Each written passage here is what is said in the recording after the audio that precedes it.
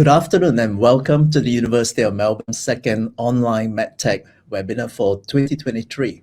We're really excited that you are joining us today. My name is Professor Peter Lee. I'm the Director of the Australian Research Council, Training Centre for Medical Implant Technologies, at the University of Melbourne. I have the pleasure of being your MC for our webinar panel sessions discussion today. Now, today we're going to be discussing the human sensor. You may find this a little bit strange, but certainly will be much clearer later where we start talking about the future of wearable technology. I would like to start today's event by first acknowledging the traditional owners of the land from which I'm hosting this webinar, the Wurundjeri people of the Kulin Nation, and pay my respects to elders past and present. So the MedTech webinar series has been looking at key technologies that are being developed at the University of Melbourne by our collaborators, by our close friends. Now in March, we dive into how cell transportation technologies have potentially and how it becomes emerged to be an effective treatment for a wide range of diseases. Now, if you would like to learn more about our research, our innovation program, or view any of the earlier webinars, please visit our website. Just a bit of housekeeping. Please note that this event is going to be recorded. The video of this webinar will be put on the university's Faculty of Engineering Information Technology webpage. We also like to, say hello to our illustrator, Zara. She'll be scribing today's discussion. Hello, Zara. Yeah, I'm looking forward to seeing what you will capture. I'm sure it will be just so colorful and pretty. So before we move on to today's topic, just also some announcement. The Graham Clark Institute of Biomedical Engineering would like to invite you to join us for our inaugural symposium. The title of it is Revolutionizing the Future of Biomedical Engineering and MedTech Innovation. This will be on 1st of November. Now you can scan the QR code on the screen to find out a little bit more about what this event is all about. So let's get on to today's topic. Now the human body has evolved to become one of the best possible sensor. The potential to harness the human as a sensor, in my opinion, is limitless. Now, our highly sensitive, or we're all very sensitive being, and we are very adaptive in the way we sense what's around us. And all these capabilities could actually warn us against potentially next pandemic, even predict and how we manage our own health and increase our safety and productivity in workplaces. Now, so it's no wonder that one of the fastest growing area of innovation is the use of wearable technology to try and make sense of all the information we measure from our bodies and how to use them to make decisions.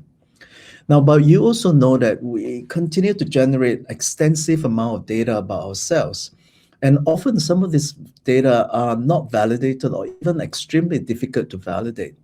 So we do risk making decisions that could potentially do more harm than good. Now, so in this webinar, we have assembled an esteemed panel of speakers to discuss the future of wearable sensors and their interpretation for improving physical health. Now, so before we proceed with the panel discussion, I really want to thank you for joining us today. So you are welcome to interact by typing questions for our speakers in the Q&A box at the right-hand side. I hope you can find it. Now, some of you have already submitted questions through your registration form. So I've collected some of those questions and then we will discuss them in today's panel discussion. But if you have more questions, just pen them down in the box, and then you can also like those questions that you want answered, and we'll try to address them as many questions as possible. Now, so to begin, I would like to first introduce our panel. First up, we have Professor Graham Kerr. So Graham is a professor at the School of Exercise Nutrition Science at the Queensland University of Technology. Professor Kerr currently leads the Movement Neuroscience Research Program at QUT. Now, his research experience has ranged from fitness assessment team selection of Olympic athletes, and then looking at techniques like brain stimulation for treatment of neurodegenerative diseases. Hey, welcome, Graham. Thank you, Peter. Next, we have Bill. Bill is currently the CEO and co-founder of Limitless Solutions. Now, Limitless is a very innovative company. It's highly focused on delivering digital care technologies best suited for care in home situations, and also for a range of end user segments ranging from aged care, in home situations, elderly, and of course a lot of vulnerable use cases requirements that we see globally today. So welcome, Bill. Thanks, Peter. Thank you. And finally, we will be joined by Galen. So for Galen, senior living is an industry close to his heart. Now, he served as the project lead for the Pavilion Blackburn Lake, a retirement village, the flagship senior living project for the Seventh-day Adventist Church in Victoria.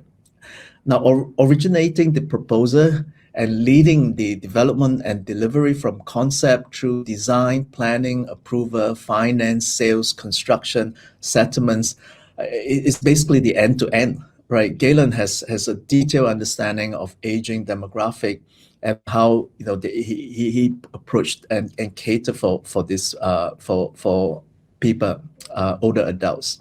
So thank you, Galen, for joining us. Thanks, Peter. Lovely to be here. Yeah. So I think I want to begin today's discussion by really trying to pin down on Galen, some key points. Now, so Galen, you had this idea many years ago, and how we should all be living when we get old. Now, you took that idea to build an entire community, a retirement village, which is, we see it now as the Pavilion Blackburn Lake. It's a winner of Best Retirement Village Development by the Property Council of Australia in 2023.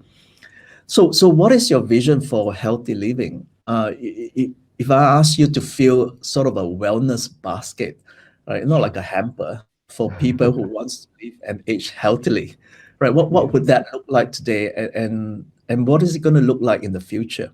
Sure. No, look, thank you, Peter, for the question, and lovely to join all this panel with all the viewers. To put a bit of context, I'm not sure if you're familiar with the Seventh-day Adventist Church, but it's a Christian faith-based church, Christian church and denomination, and one of their key ethos is in health and wellness. So I'm sure a lot of you are familiar with Weet-Bix or Up and Go. So Sanitarium is actually owned by our church, and it actually came out of the church's desire to help improve the health of the community in a very quick way. And it's been on the breakfast tables of Australians for 130 years or whatever. And it was really it just came out of like, how do we help improve the health of the community quickly? And at that time people didn't eat very well, so if they had at least a healthy breakfast, that was something that they could start. So the thinking in this the health wellness space for our church has been very, very long established. And when you think of when are the two key times when people think of health? They think of health when they have children, and they think of health when they retire. And so in the retirement space, when people are moving into that space, it's very clear in their mind that that's something that they typically need to work on. They might have existing issues that they are dealing with, arthritis, some memory, function, whatever it is. But they're conscious of that, and they typically will invest into trying to improve that, because that's their time in their life that they're focusing on it. And so our church has, just over many years, has tried to decant into a simple way around the sort of lifestyle medicine viewpoint of, well, how can we try to encourage people to live healthier, but also live longer? So that question of longevity. Uh, uh, Michelle, I don't know if you could put up that screen, that that image on screen. Yeah, brilliant. So look, this is in a bit of a nutshell the sort of 7 dimensions of wellness that our church has developed. Look, there's many types of versions of this. It could be 8 laws of health. It could be there's many different, not just our church, but across the secular health community have come up with categories essentially that decant what are some key aspects that will help inform and detail out what a holistic, healthy lifestyle might look like. And so I'll just use this as an example. So you've got emotional, physical, social, vocational, intellectual, environmental, and spiritual. So now I've got through COVID, I had a COVID baby, as a lot of people did. And there's actually a really cool app called, I think it's Wonder Weeks. And it actually, how it actually works is everybody that's on it sort of like there's almost like a questionnaire that you sort of tick boxes of, okay, is your baby doing this? Is your baby doing that? Is he chewing on things? Is he picking things up? That sort of thing. But what that does is it actually aggregates all this big data into almost like a framework which they can identify. Okay, well, babies who are in this particular age group, they typically have this type of traits, or a week after that they have these type of traits, and by doing that you can sort of see what is typical, what's the typical development of that baby. Imagine if we had something like that, where you could have a framework, say for example, aligned with these seven categories, where a person could perhaps through a wearable or through some sort of data aggregation method, be able to chart themselves of what they look like, on these 7 categories, but also be able to see how they're performing against the whole a person who would be living a particularly healthy, a particularly long life, and be able to see, okay, well, clearly I need to improve. For example, I might be fine emotionally, but I need more exercise, for example. Or on my profile, I might be emotionally fine. I might be physically, fantastic, but I need more friends. I don't know, like being able to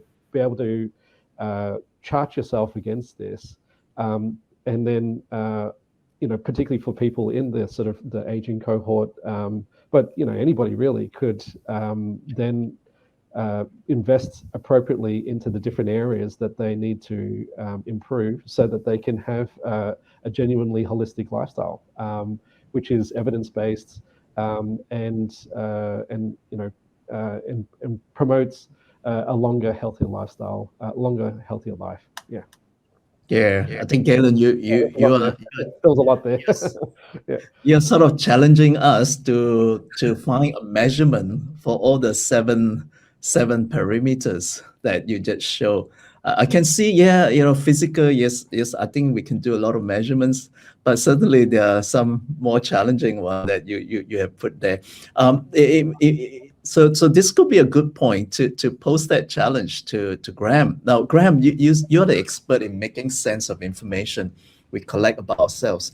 Now, you collected you sort of collected so much data, how we move, how we balance, how we walk, and even investigated and collected information about our cardiovascular, our central nervous system. So I guess my question to you is with all this information that we have, what can we do, and what must we do to help contribute to the healthy living? I think Galen sort of shared that 7 components, and I think they're all challenges. whether we could find, a number that tells us, how social we are, so what are maybe you want to jump in and talk about these challenges. It is a massive challenge, right? And we need to cover many dimensions in terms of trying to address that challenge. And I think at the heart of it, though, we want to ensure quality of life for everybody. And so ensuring longevity, not just that you're living longer, but also that you have quality existence in that time as well. So I do like those dimensions, Galen. They work beautifully, I think, from the physical to the spiritual side even.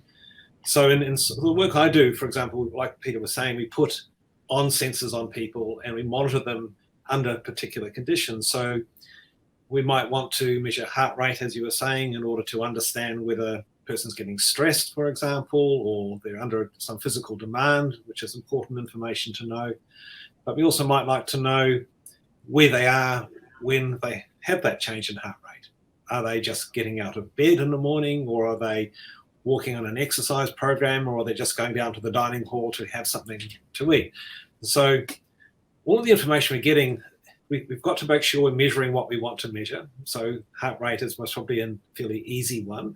But there are things, for example, how hot is our body getting, or how are we thinking, or how are we moving in a particular way. And so you can create these nightmare pictures of an individual with all these sensors all over their body, and you're going, well, I've got the perfect sort of automaton or robotics or semi-robotic person who's walking around giving off all these signals. Now, and that's just a person you're sensing the demands or the outcomes on their body. We're sensing what's going on in the environment. We think as an individual, we're understanding what that information is. But we most probably are not informed about lots of the underpinnings of that either. So, for example, a clinician would know, for example, whether the heart rate was looking good and regular or irregular, as depending on what we were looking for. We might want to know how we're moving in a particular way in order to say, are we stumbling? Are we tripping? Are we at risk of falls in the future? All of those things need to be disentangled from all the information we've got. The thing is, the problem is we have so much information, as Peter was saying. So we need these pipelines and processes. We want to make sure what we are sensing is good information. So it's what we call ground truthing, to understand that this is really the parameters of what we have and it's measuring exactly what we want to do. But even with the best sensor in the world, you still need to have a context around why you are sensing that information. So I do a lot of work in falls prevention for older people, for example, and we put sensors on the body to measure how a person moves. Now, that's fine, but when do I know what it is about that measurement which indicates that a person's at risk of falling? So now we have to do a lot of trials. We have to do a lot of clinical trials in order to take that measurement, put it on people living in the community, understand how that information is being transduced, what is that type of information, so we can work out from the sensor what is the necessary piece of information that is critical for making that decision. What is that number we can give to somebody to say, yes, we need to watch this person, or this person needs to do something in order to intervene to improve their balance and walking condition. So there's those sort of making sense of that sensor information is really important. The other part of this is, of course, is what we call data analytics. So if we have all these streams of information coming in, how do we process that? So one person, they may have, say, 10 or 12 sensors on them, and that's all being sent in what we call real-time information going through some computer system somewhere. That is all being processed and it's being analyzed by some platform, analytical platform. But what is that? How do we control that? Where does that information go to? How do we develop the algorithms to understand that information, to make sense of that context of that in terms of that individual and that environment? Now, this is just the person. So you can imagine not just the person in the room, but also the room is a sensor as well. So the room is sensing that individual walking about the room. It senses when they go into the corridor, they go down to the dining room. They sense when they're close to another person. There's all those types of information that are being fed into this analytical system. And this analytical system means that we need to have an understanding of what the measures mean. It means we need databases to basically put that in place so we know what's healthy, what's normal, what's irregular, how does that fit within the quality of life for that individual. Say, going into residential care setting, I'm sure that people in that environment want to know something about how people eat and move, which would be very important for thinking about, should I get them to do more exercise, or should I make sure the nutrition is going on track, all of those things. Do I get to a point with understanding that information that I need to think about getting them to see a clinician of some sort? So, some of the systems will give us information. They're not diagnostic in a sense, but they're indicating that there may be a need to go and see a clinician in order to then make sense of what that underlying issue is for that person. So there's lots of parameters, I think, that we need to really be careful of here and take charge of. We need to integrate that information. And while we've got all this capability, everybody's got Apple watches, Samsung watches, Garmin watches, and everything else in the world. But what do we do with it? How do we use it? Do you, as a person who's wearing that device, trust that information? That's really critical. And if I have that information about myself and the data is being stored somewhere, who has access to it? How do I use it? What are the ethics behind the use of that information in order to help me in my present situation? So there's lots of things from the sensor right through to that processing of the information and the regulatory aspect of that information that is really being developed at the moment. So there's a big opening here, I think. Well, thanks, Graham. Yeah, so Galen, you open up a box that probably will take many years to solve, in the engineering sense, all right. And then, I think Graham, you quite rightly, tell us, what are the challenges that we have to tackle. I mean, data privacy and those are big questions. Now, so I'm going to really put Bill on the spot now. Right. So Bill, you are the one that actually make things happen, right? You built stuff. You built stuff to solve some of this big challenge, big problems. Now you founded a company that builds advanced sensors that capture information about us. So your goal is to use sensor to support or even enhance care in home. I know you got fantastic stories to tell, how you're so motivated to do this. Now you see exciting opportunities to use sensor data to transform healthcare. So maybe my questions to you is, what type of technologies do we have today that could take us there? Graham painted some of these mega challenges that we need to overcome. So certainly it's work in progress. But what do you think about these challenges, and where do you think the future lies for this technology, and how even think about overcoming these challenges?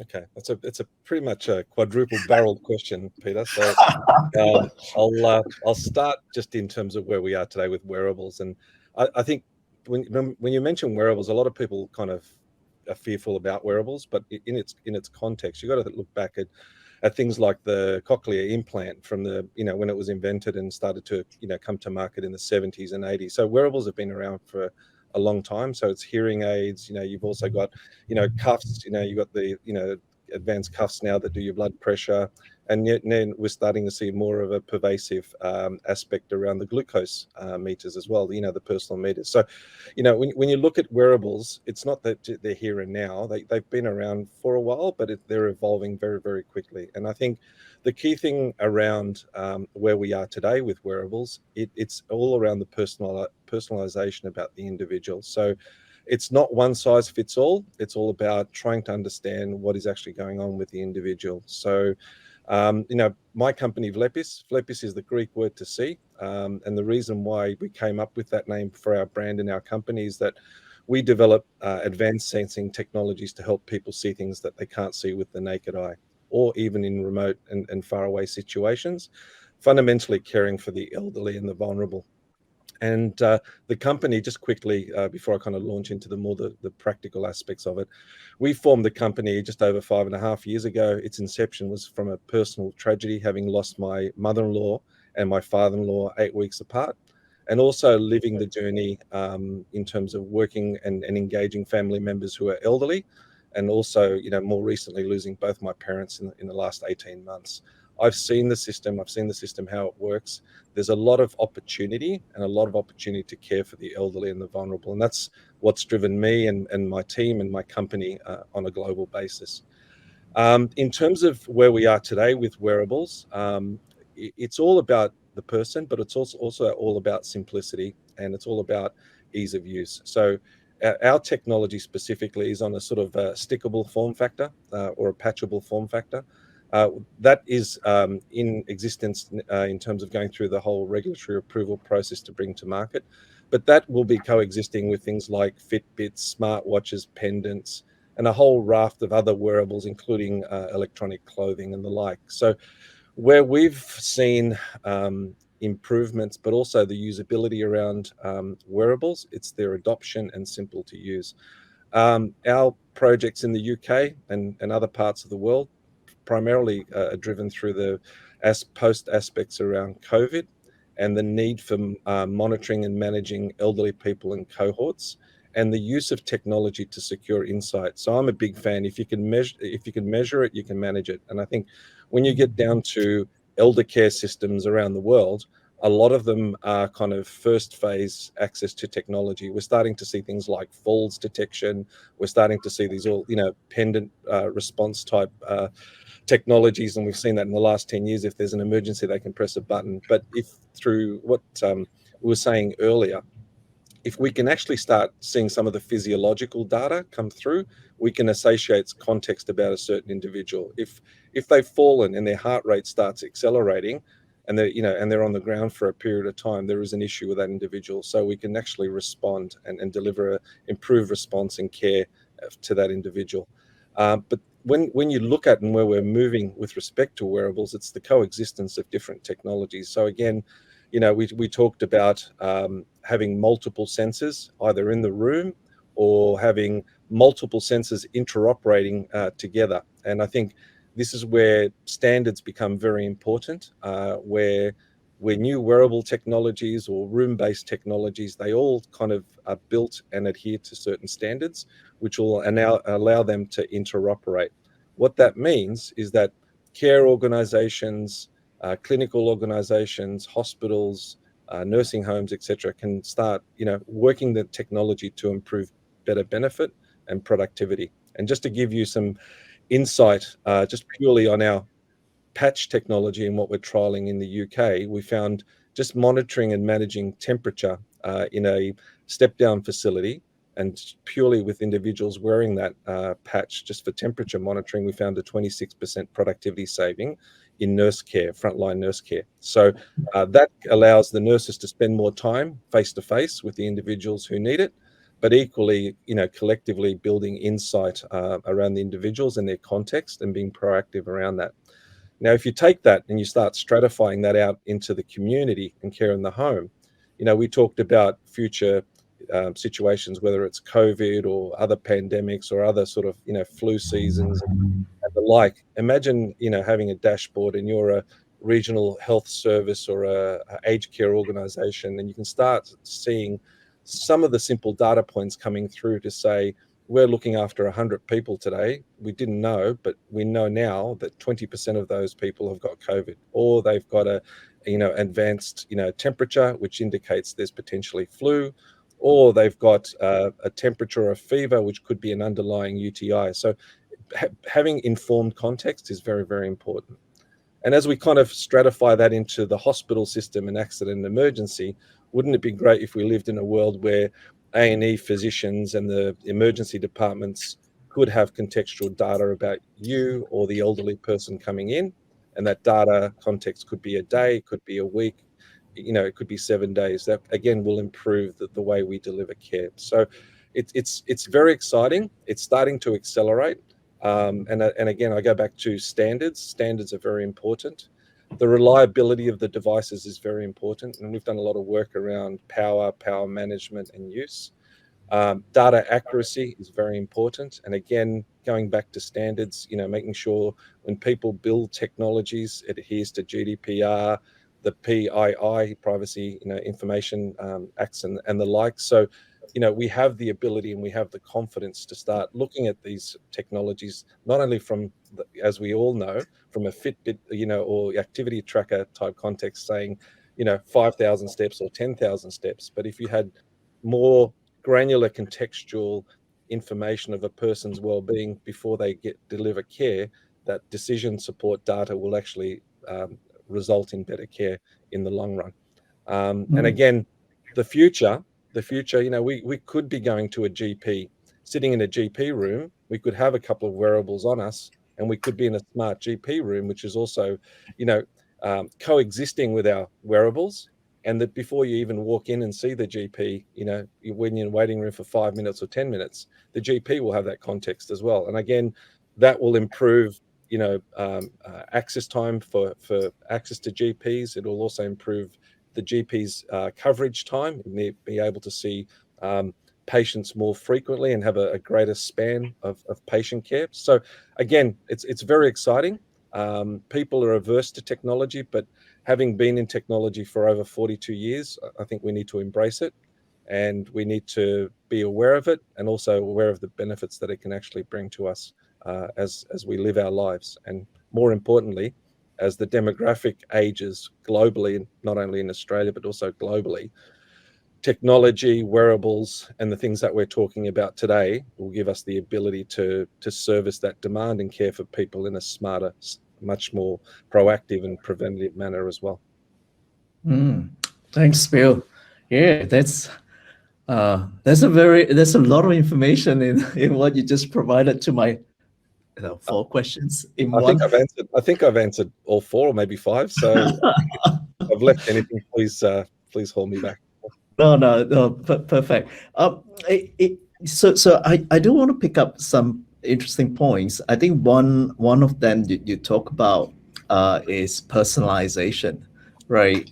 You talk about the 5,000 steps, the 10,000 steps, but perhaps maybe today I only need 8,000, or tomorrow I need 16,000, right? So maybe Graham, I just want to try to get some idea, because most of the things that you do are around personalization, right? You look at an individual, you perform a lot of lab-based measurements.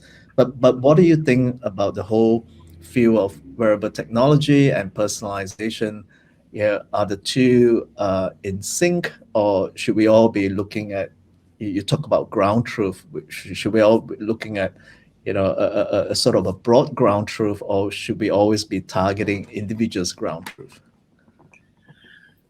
It's a bit difficult to disentangle those two. I think you have to have faith in the sensors to start with, and we actually did a review of, this is about 4 or 5 years ago now, of wearable technologies that were in common use, and we found that of those technologies, only about 5% had actually undergone formal validation.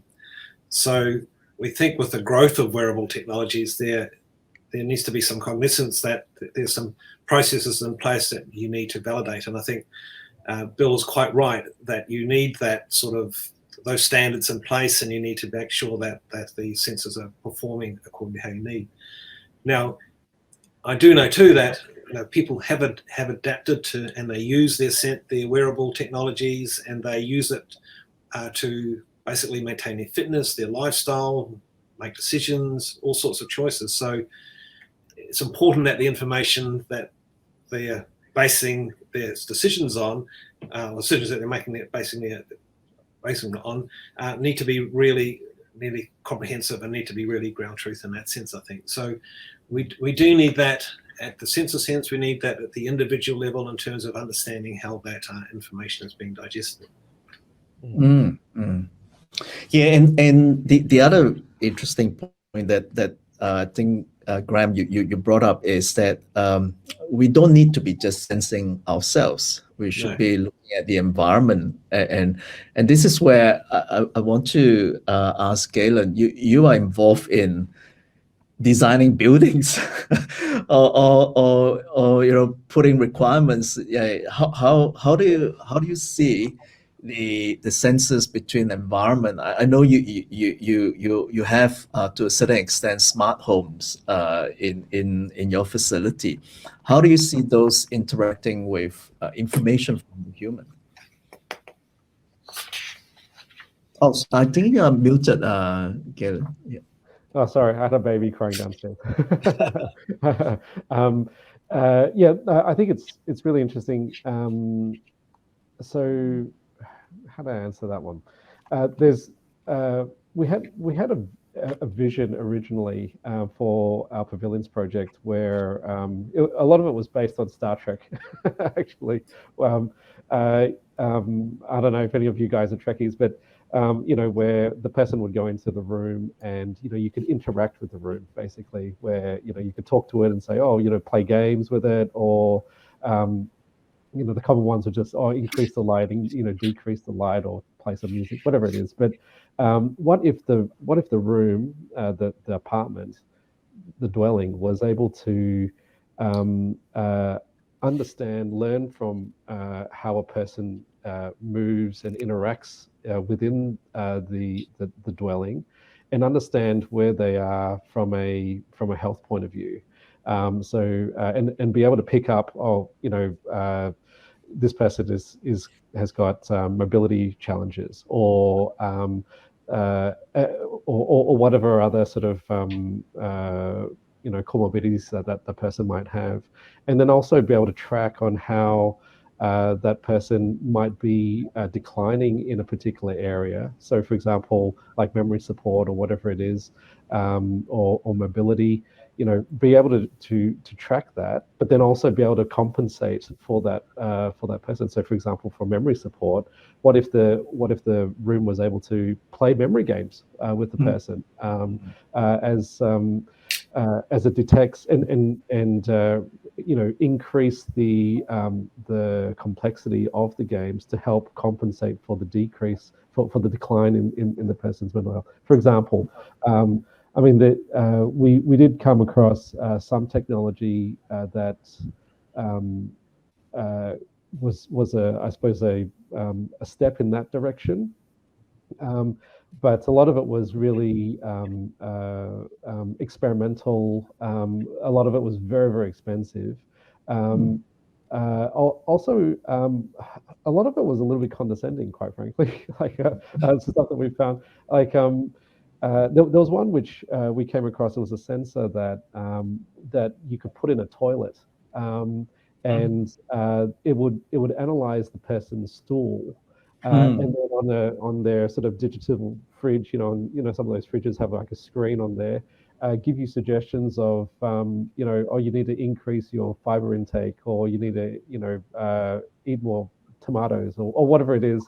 And I was like, yeah, that's great, but I don't know if I really want my computer knowing what's going on with my stool when I'm sitting on the toilet. There's things like that. There were also ones where there were sensors within the room that would sort of, if they weren't some of them were benign, but I think it's how you sort of deliver it. Like we had one where it was almost like an alarm, and it would just be like, oh, don't forget to take your medicine, sort of thing. And it's like, yeah, I don't know, maybe that could be delivered in a better way, which didn't sound like it was nagging. And also, another dimension, I think, is the technology is one thing, but ensuring that the technology is matches in with the person, rather than the person needing to adapt to match the technology, is really important. We went to have a look at some living labs. I won't say which companies, but we went to look at some living labs. It was a full-on apartment with furniture, but the whole thing was covered in cameras. And it was like a Big Brother house. And I just, when I saw that, and they were like, "Oh, this is the future," and I was like, "Nah, I'm not sure if it is." First of all, it'd be quite intimidating by having all these cameras on you. I'm sure there would be some sort of privacy considerations that they probably haven't thought of. Also, all the technology was supposed to be somehow interacted connected. But my dad, who's 76 years old, still rings me up and asks how to turn on the DVD machine, right? Yes, he still has a DVD machine.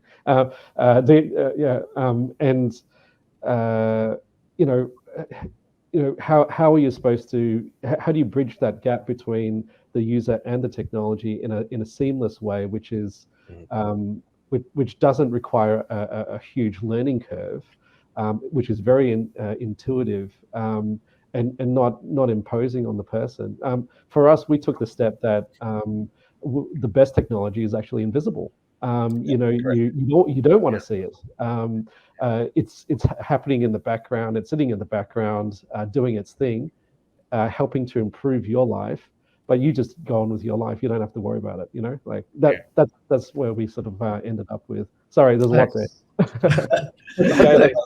I think you touched on a couple of points there. One of them I think is important is awareness. So one of the things, people say you need to take 10,000 steps a day for, middle age, and it's actually quite good for you for, well-being and balance and all that. But no one really knows what it is for, a 70-year-old, 80-year-old, 90-year-old. So what are the sort of parameters that they have to do? So if we can make people more aware through wearables generically, like, if we said, if you're in your 60s and you do 5,000 steps a day as best as you can, I think that's good for your general well-being, balance, and, it prevents falls. If you're in your 70s, it could be 3,000. If you're in your 80s, it could be 2,500. So it's how do you use the wearables in a way to, make people more aware, so they are more amenable to adoption. And the discreetness is very important, so people can get on with their everyday lives. And again, this is not a commercial for my company, but there's a lot of thought that went behind why the technology and why we're doing smart patchables or stickables, for a better word, because they are discreet, they're under the clothes. People don't want to show that they're wearing something quite prominently. They don't want to stuff around trying to charge it or remember where they put it. So again, they are key user interaction factors that are very, very important as we kind of evolve to a world of more connectivity and supportability through smart technology. Yeah, thanks, Kellen. Graham, go for it. Can I go? So just to build on that, I've done some work with a residential care facility here, where they introduced some smart exercise machines. Not many, just about 3 or 4, and they automatically recorded what people were doing. And they had people who had never exercised, in their lives almost, and they were very highly dependent in the care setting. Persuaded them, try these machines out. And they had fun. It became a community, social activity using the machines. Over a period of about 3 months, those people went from being high care and high incontinence incidents to being low incontinence and independently walking around the facility. So just that one thing with some smart technology made a huge difference to that personal care for the individuals. Yeah. All right. Well, so I just want to go into some of those pre-registered questions, right? So and for those audience online, please post your questions. We'll try to answer as many as we can. Now, so I think one of the questions that is quite an interesting one. Talk about the wearable technology being of lower accuracy compared to lab setup, right? So I suppose maybe you've got any point of view in terms of clinical applications, right? Where like Graham, you've been doing a lot of investigation on patients with using laboratory setup, and now we have wearable technologies. Can that replace it? And maybe Graham, you could give us some thoughts about that, and maybe Bill as well. Yeah.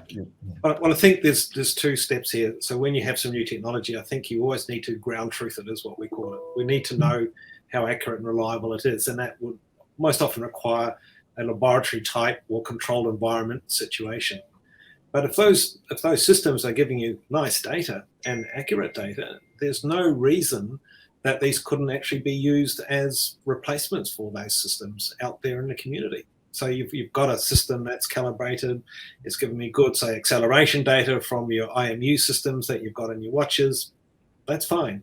So as soon as you can accept that, then you know that you can go to sort of a digital health technology platform.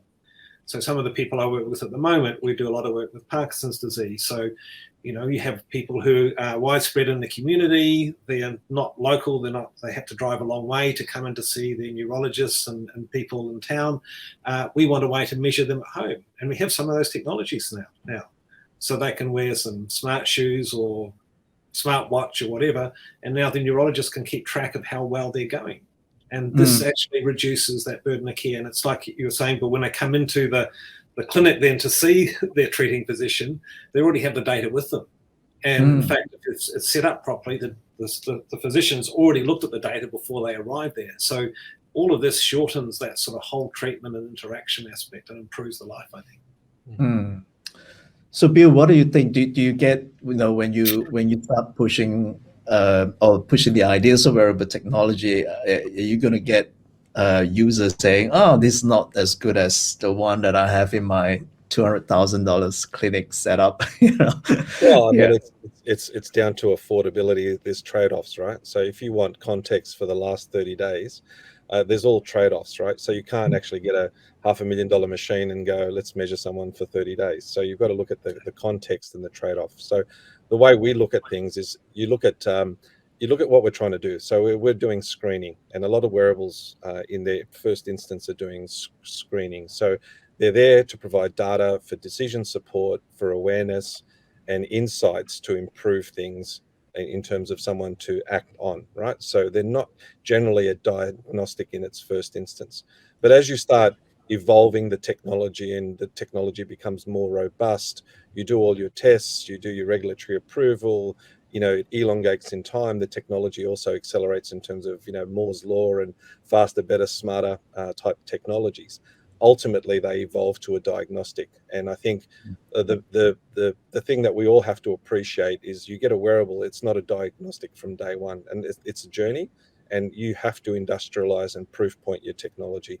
We've done a lot of tests. We've done, depending on the sensor that we've got, we've done several hundred tests. And then we go through the whole process of validating through regulatory approval. We do more tests. We start, enhancing the calibration, then feel confident that we can release a product. And I think most companies are going through that cycle. And again, standards, regulatory approval, doing it right, doing it properly is very important. Ideally, when we first came up with the technology, would have loved to be in market very quickly, but that's life doesn't happen that way, and we have to go through all the rigorous tests to make that happen. But again, it's important to step back and go, it's data, it's decision support, it's insight, and then ultimately, as you kind of wrap it all together and go through that industrial proof pointing, then it evolves to a sort of diagnostic phase. Which is quite important, and it's backed by science. So again, to Graham's point, we work with leading research institutions in Australia, and it's very important that every sort of technology that we do is it's not a gimmick. It's actually backed by science, and it goes through that whole roadmap that I just described. Yeah. Well, there's another question that I thought is worth discussing, is that we talk about wearable technology impacting individual health and well-being, which a lot of focus has been on, especially with consumer type devices. But do you think they have a significant impact to the healthcare system, the entire healthcare system, in the coming years? So the fitness specific, the sort of Fitbit type style technologies, I think over time they will also industrialize, and they'll have more data and they'll have better algorithms, and it's that sort of coexistence that I talked about and Graham talked about earlier of sensors coexisting, and as they coexist, the granularity of the information and the precision of the insight is very important. And then ultimately, they will plug into health systems. So people will be seeing, for example, I'll just use just a simple use case. Mrs. Smith is at home. We're seeing an increase in her temperature. We're seeing that she's not moving around. There could be an underlying risk of a UTI. Can we actually get a nurse out to do a visual observation of Mrs. Smith? If she does need antibiotics, we need to administer antibiotics to get on top of any emerging infection, rather than Mrs. Smith not seeing someone for 7 days, presenting to A&E, and then she's in hospital for 7 days or at risk of sepsis. So as you see this sort of basic data, it could actually funnel through into a more intelligent care system, which again is all about, people not presenting to hospital.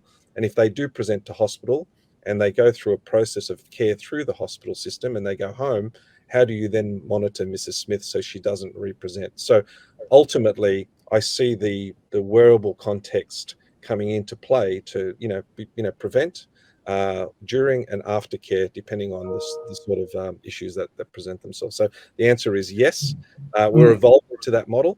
We're evolving very, very quickly. But again, it gets down to standards, interoperability, security, privacy, and the ability to use data and make sure that the data goes to the right people who can then obviously act on it and manage on it in a professional manner.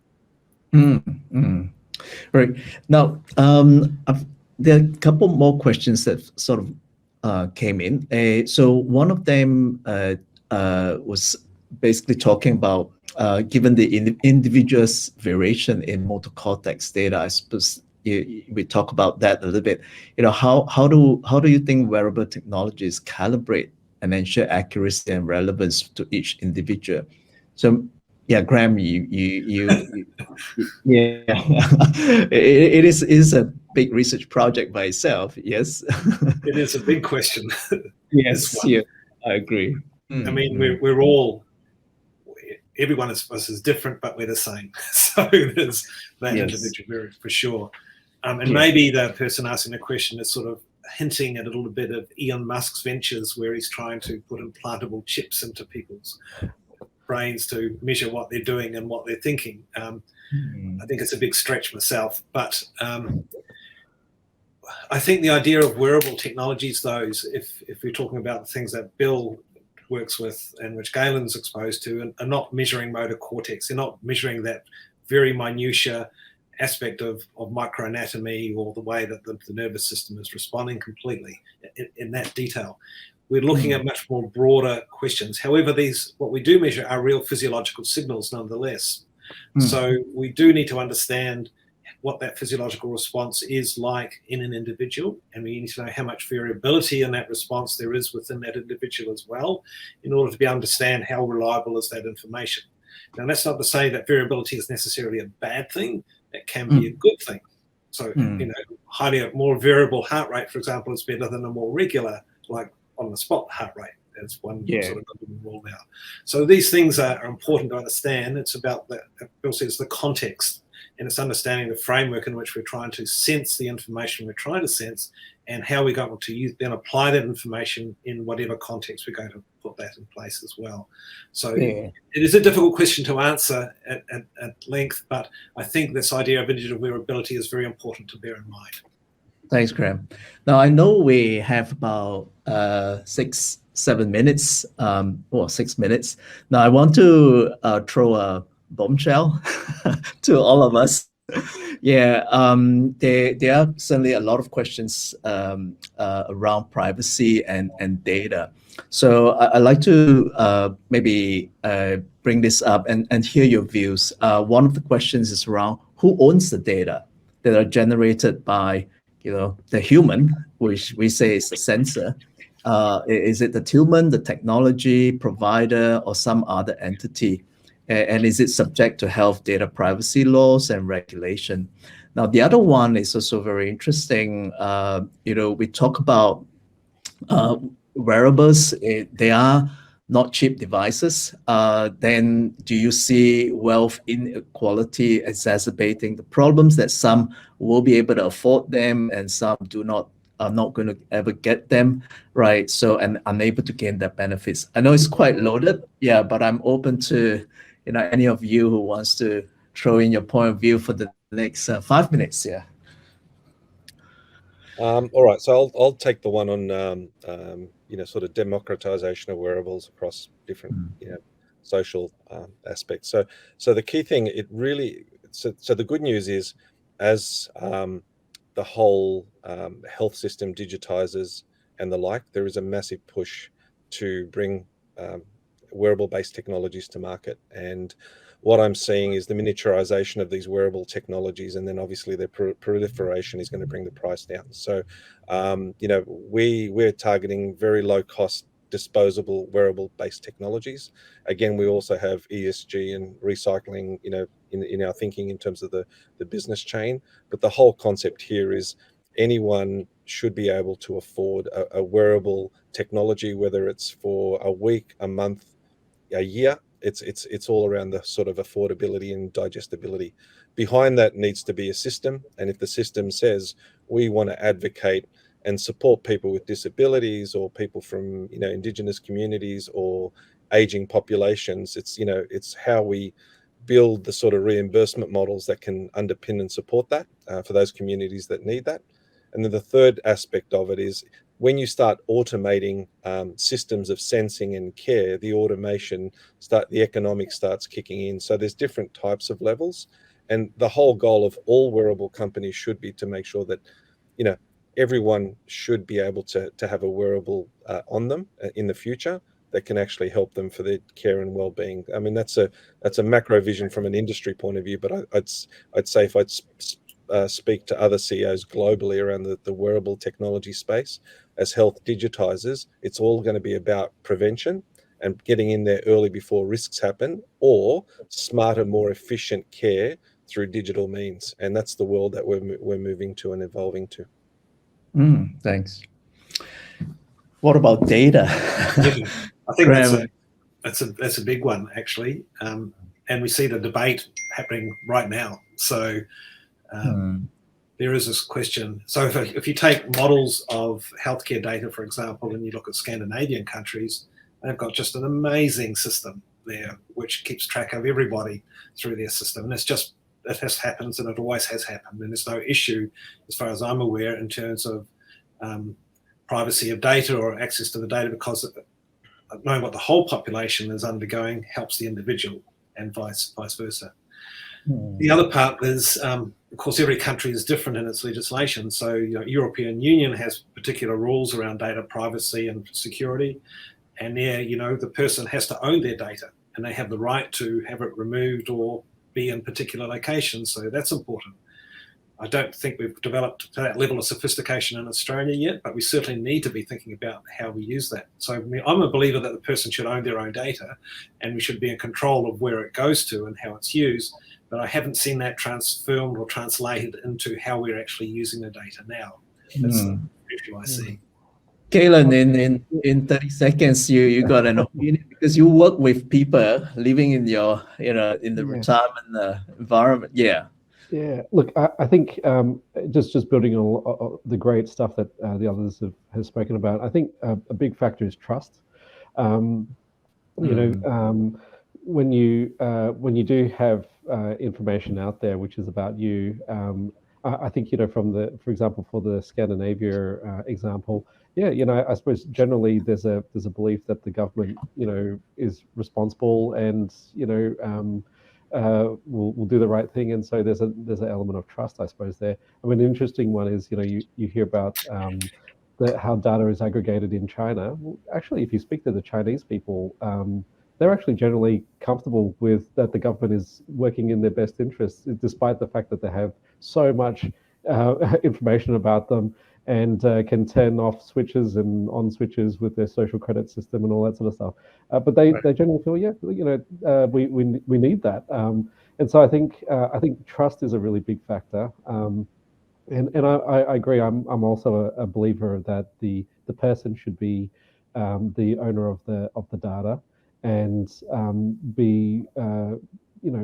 they should be empowered to share or not share elements of the data as they see fit. I think there's ways of anonymizing the data to make it not so specific or exposing to a particular person. But Yeah. I think there's a lot of work that needs to be done in that space for sure. Thanks. Yeah. Galen. Sorry. Yeah. Yeah, unfortunately, our time has come to an end. So on behalf of the MedTech platform and the University of Melbourne, I'd like to thank the panel for your contribution. Thank you. And we've got all this virtual clap for Graham, Bill, and Galen. So thank you for the illustrator, for our illustrator, Zara. Your pictures are really looking great. And I would like to thank all the audience for the time that you take and all these interesting questions. I'm sorry that we couldn't answer all of them, but we value your feedback. Please, post your event survey and help us shape the future of our MedTech webinar series. Thank you very much.